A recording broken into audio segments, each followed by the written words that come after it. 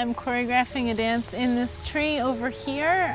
You can't see in it all that well from the outside, but that's kind of the idea. Once you go in, there's the big trunk to the tree and a lot of branches that come out and back down, and they actually shoot roots out again when they go, so it's really a contained space inside a sort of a canopy here that I'm choreographing in. Mainly the tree itself. We came here to Ron Fleming's garden and performed some other work about a year ago, and I saw the tree and just thought it would be the perfect place to make a site-specific piece.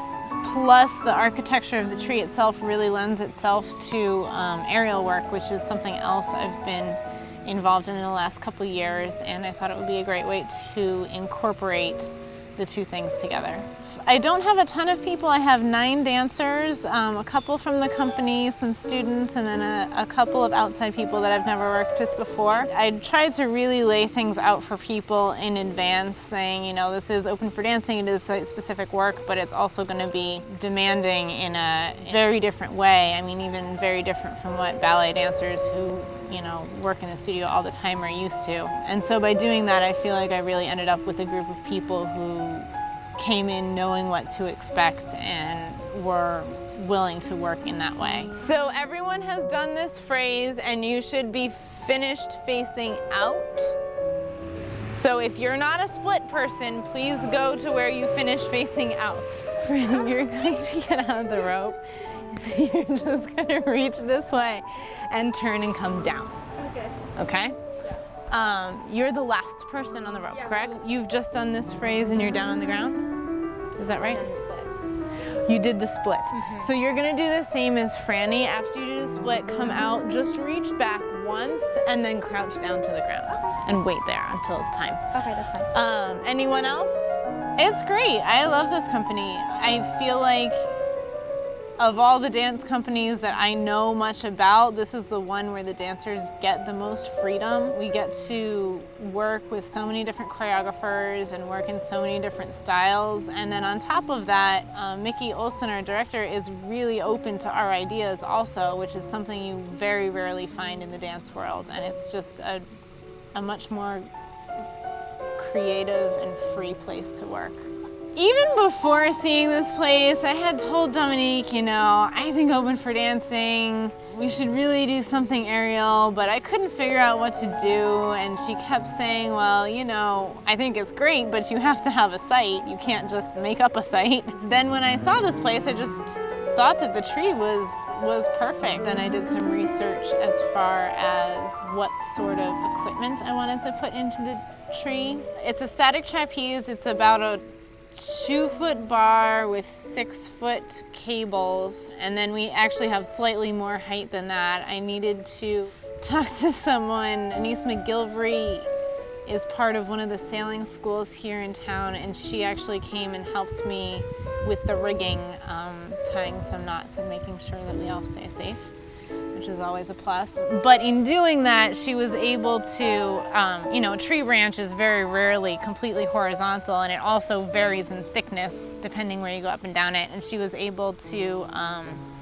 adjust how we hung the bar so that it would be level, even though what was happening above it was kind of uneven. Meredith and Shane are in that loop spinning around.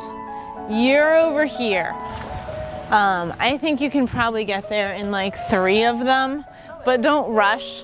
There's a change in the music when the girls finish spinning, and then you can start climbing up the tree. Can you be more this way? Yeah. So when you come out of this space over here, because the hammock is going to be over here anyway, so if you can come here and come in this way, you'll have space, okay?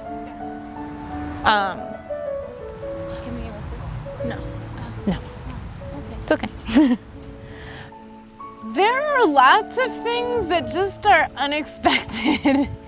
Things do come together in ways you wouldn't expect, but I do often find that, like, I go home and I have to rethink how I did things because, you know, this branch is easier to get up on than that branch, and one takes longer than the other and things like that. But other than that, the best thing about having this place is Ron Fleming was totally open to us being here, you know, for longer periods of time. In the past, I've really only ever choreographed dance for like a flat surface on a stage where things are pretty predictable. And I knew that obviously this was gonna be different, but it was different in so many ways. I think it's a great idea. I wish it was a little warmer.